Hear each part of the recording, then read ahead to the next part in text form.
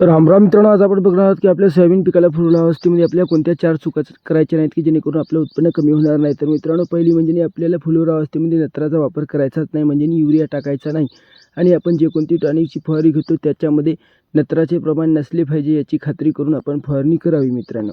आणि 2 नंबरचं म्हणजे आपल्याला आंतरमशागत करायची नाही, म्हणजे कोळपणी. त्याच्यामुळे आपल्या सोयाबीनची फुलगळ होऊ शकते फुलोरा अवस्थेमध्ये जर आपण कोळपलं तर.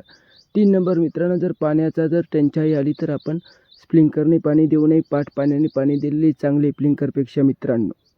आणि गॅस पॉयझनचा आपल्याला वापर करायचा नाही. गॅस पॉयझन जर औषधी आपण फवारता वेळेस वापरली तर त्याच्यामध्ये उष्णता असते आणि आपल्या सोयाबीन पिकाच्या फुलाची गळ होऊ शकते मित्रांनो. या सर्व गोष्टीची खात्री करून मगच फवारणी करा, कारण फुलोरा अवस्था ही आपल्या सोयाबीन पिकाची सगळ्यात महत्त्वाची गोष्ट असते मित्रांनो. यावेळेसच आपलं जेवढे फुलं असतील तेवढे शेंगात रूपांतर करून घेणे हे आपलं काम आहे फवारणीद्वारे. Like, subscribe.